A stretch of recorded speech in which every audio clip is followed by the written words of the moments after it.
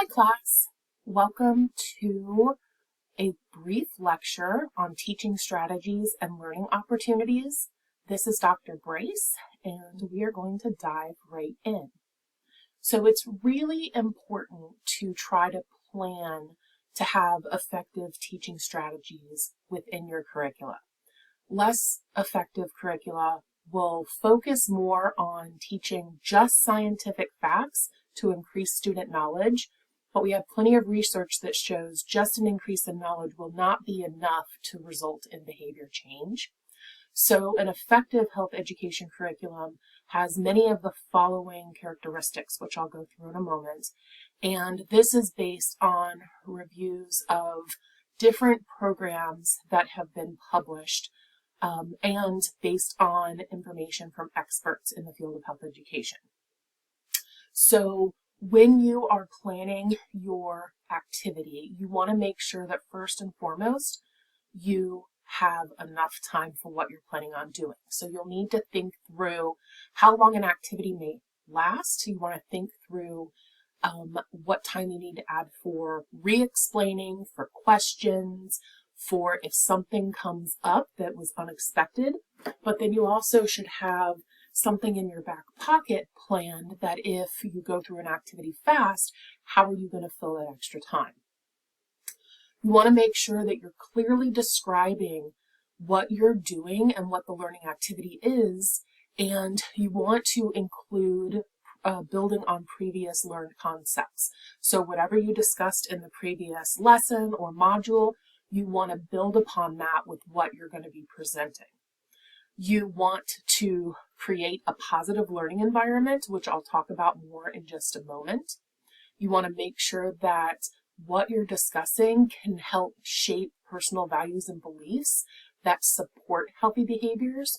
There's research that shows that impacting values and beliefs can have more of a result in healthy behavior change than just simply providing knowledge. You want to also help shape group norms that value a healthy lifestyle, and then you want to develop the health skills necessary for your participants to adopt, practice, and then maintain those healthy behaviors.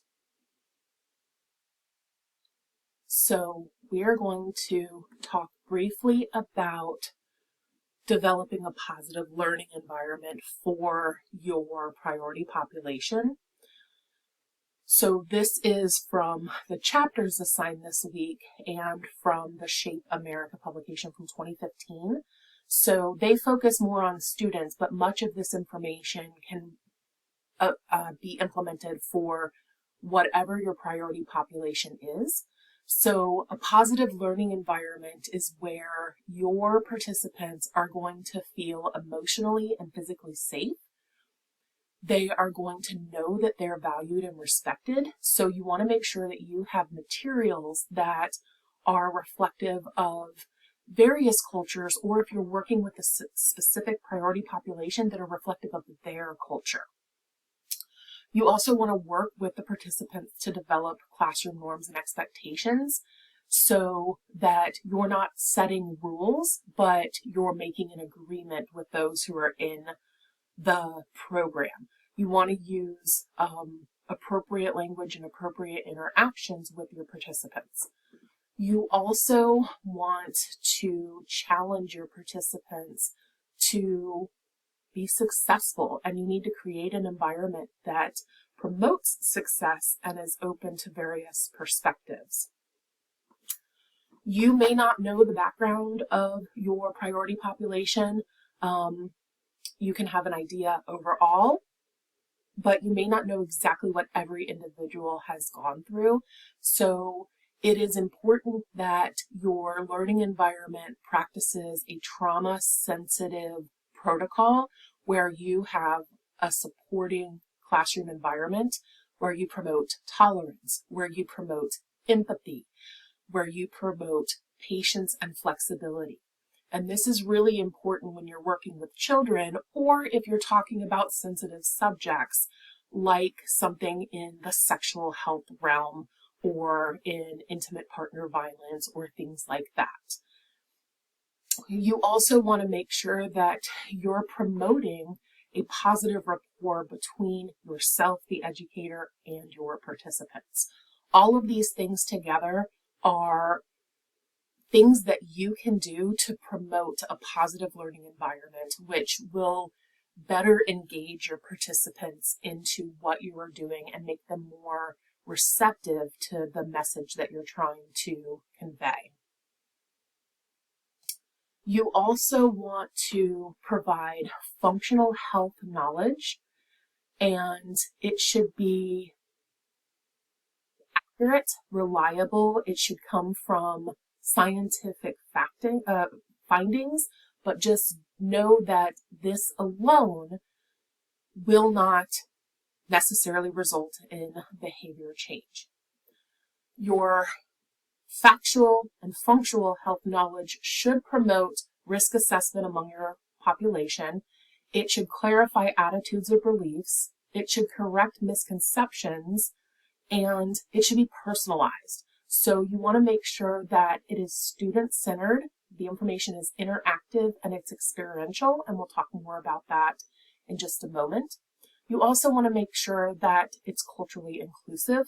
So avoid using culturally biased language or culturally biased information, but instead include information, activities, and examples that represent diverse cultures and lifestyles, including gender, race, ethnicity, religion, age, ability status, appearance, and sexual orientation. So it's really important that you are inclusive for the population you are working with. And then you also want to aim to alter community norms and standards of behavior related to that health knowledge that you're providing. So here are some examples of some strategies, and we'll talk about strategies that are one-directional, that are reflective, and that are more experiential. So some of the one-directional strategies are going to include lecturing or direct instruction. So this is where you, the educator, are talking to your population. This provides them knowledge, but one-way instruction is not the most effective way of providing information and increasing health behaviors. When you're considering lecturing, that can be a small component of what you're doing, but you want to use multiple teaching strategies so that you're meeting the needs of different participants in your group and that you're not just talking at somebody. You also want to make sure that whatever you're presenting is tailored to the level of your priority population. So that's going to look different if you're talking with students who are in kindergarten or elementary school versus college students versus the general population. Another one-directional strategy is using videos. So they're helpful with providing information. This lecture is a video that is giving you information on this topic, but it is one-directional. There isn't an opportunity for you to pause and ask me questions. There kind of is. You can pause and post them up to Canvas and I'll answer them, but there will be some lag in when you'll get that response. But this is still a way to provide information. And we do have a component of interactiveness in this class because it is a formal class and Canvas is our platform. You can use handouts and you want to make sure that they are appropriate to your participants. Again, a handout meant for elementary school students is probably going to have more images on it that will display a concept versus someone at the university level or a graduate student who you might have more content related to text and showing reputable resources and things like that. You also can look at media campaigns, and we'll talk more about this in our next module, but different health education campaigns that try to promote a healthy behavior.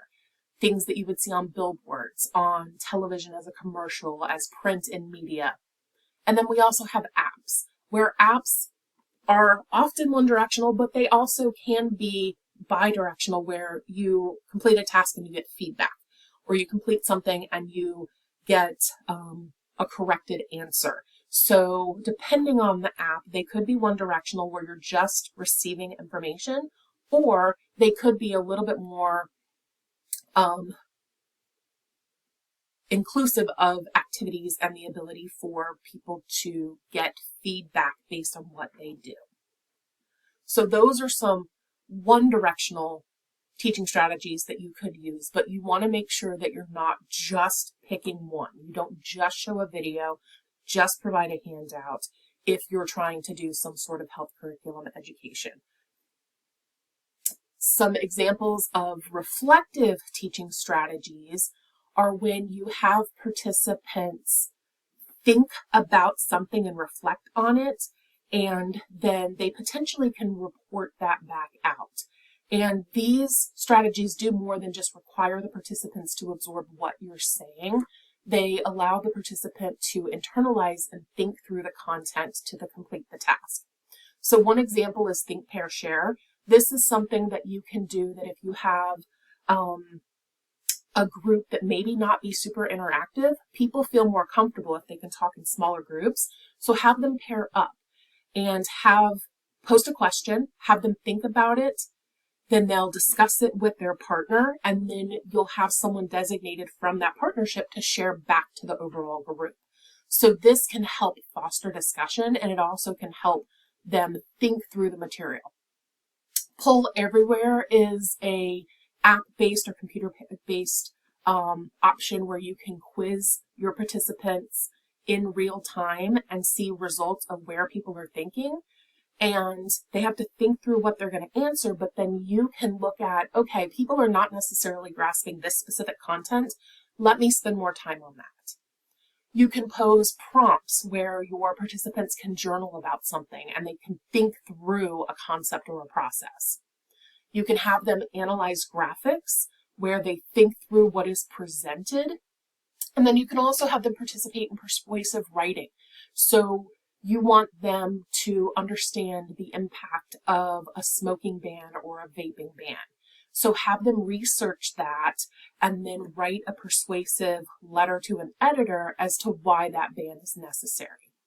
So these are all more reflective and will help your participants kind of internalize and think through concepts. Some more engaging teaching strategies are things like group discussions. Again, these strategies, like all of them, need to be tailored to the level of your priority population. A group discussion is going to look very different for middle school students than it might for your general population. So these teaching strategies may also vary based on your health topic of focus.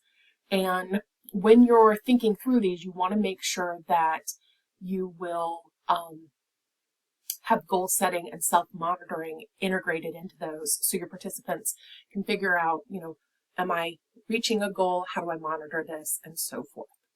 So group discussions sounds just like it is. You post something to a group and you have them discuss it. We do this in this class related to our discussion board posts and your responses from your classmates.